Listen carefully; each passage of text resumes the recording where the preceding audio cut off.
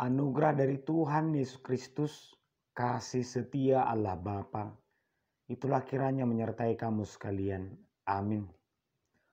Firman Tuhan di pagi hari ini tertulis di Mazmur pasal 34 ayat 14 dan 15. Jagalah lidahmu terhadap yang jahat dan bibirmu terhadap ucapan-ucapan yang menipu. Jauhilah yang jahat dan lakukanlah yang baik. Carilah perdamaian dan berusahalah mendapatkannya. Demikian pembacaan firman Tuhan.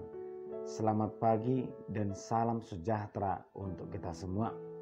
Bapak Ibu saudara terkasih, semua orang menginginkan umur yang panjang.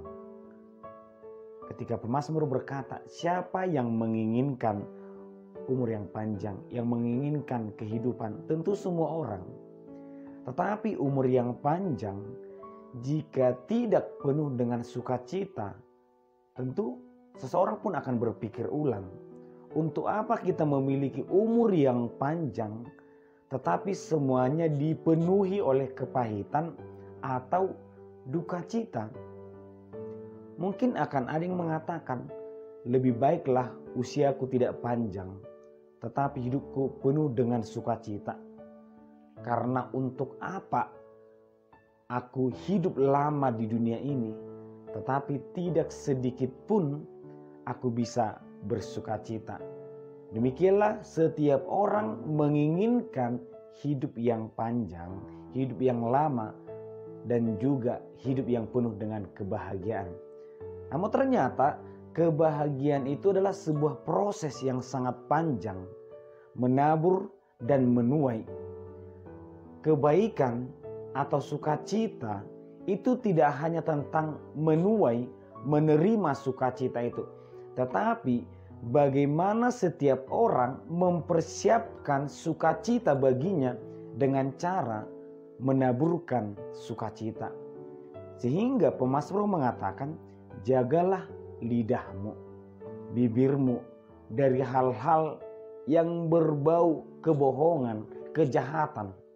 Karena ternyata hidup itu tidak hanya menuntut orang memberikan respon yang baik kepada kita, tetapi tutur kata kita, apa yang kita ucapkan sebenarnya itu sedang memberikan contoh kepada orang lain bagaimana mereka harus berbicara kepada kita.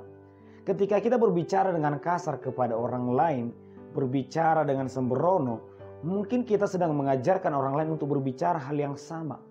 Tetapi ketika kita berbicara dengan benar, hidup dengan jujur, maka saat itu juga ketika kita berbicara, kita juga mengajarkan orang lain untuk berbicara dengan benar, untuk berbicara yang benar kepada kita.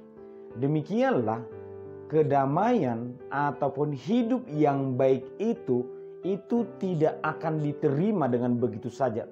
Tetapi ada proses yang sangat panjang. Ketika kita menabur padi, maka kita akan menuai padi. Ketika kita menabur kebaikan, kita akan menuai kebaikan. Dan ketika kita menabur kejahatan, kita juga pasti akan menerima kejahatan. Sehingga proses yang sangat panjang ini mari kita jalani dengan sempurna. Bahwa setiap orang harus betul-betul keseluruhan hidupnya menjadi sumber kebaikan. Jangan hanya di mulut kita baik, di bibir kita memberikan kebenaran, tetapi di kelakuan kita tidak adil. Agar kiranya jangan hidup itu hanya sebentar saja berbuat baik, sebentar lagi berbuat jahat, sebentar lagi mengatakan yang jujur, sebentar lagi mengatakan hal dusta. Hidup kita terkadang baik, terkadang tidak baik, tetapi kita mengharapkan orang lain mencontoh hal yang baik itu dari kita. Itu salah. Hidup kita tidak betul-betul baik. Hanya terkadang kita baik. Hanya sedikit kebaikan dalam hidup kita. Tetapi kita mengharapkan orang lain, lihatlah yang baik itu daripada aku.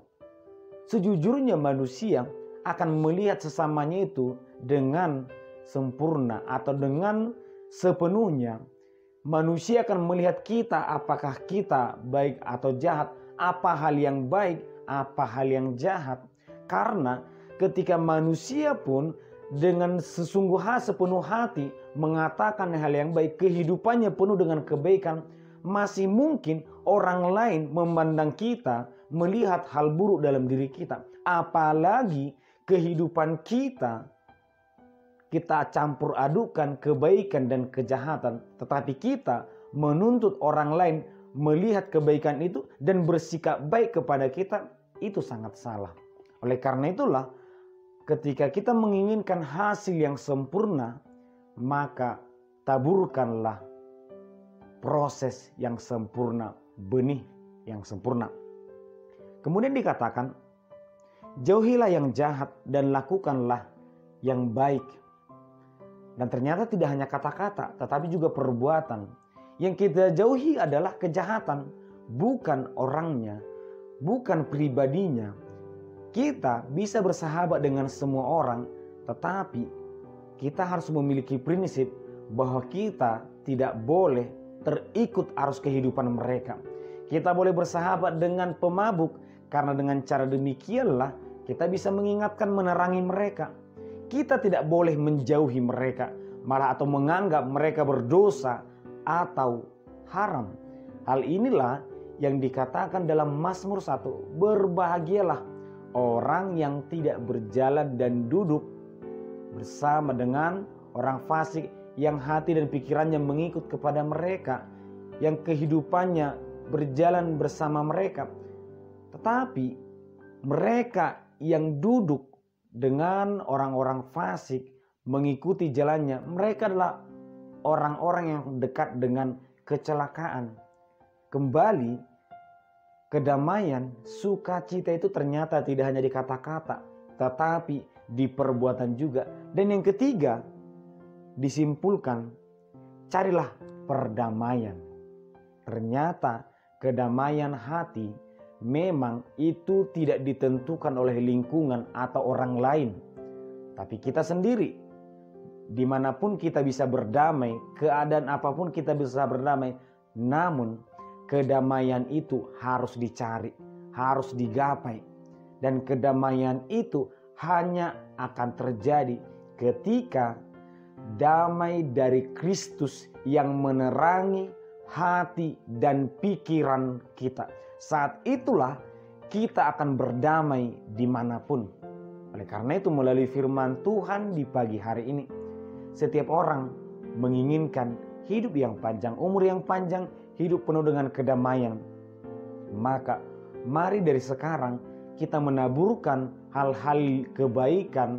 Mari kita mencari kedamaian itu dengan selalu mendekatkan diri kepada Tuhan dan membiarkan Tuhan yang menerangi hati dan pikiran kita. Amin, kita berdoa.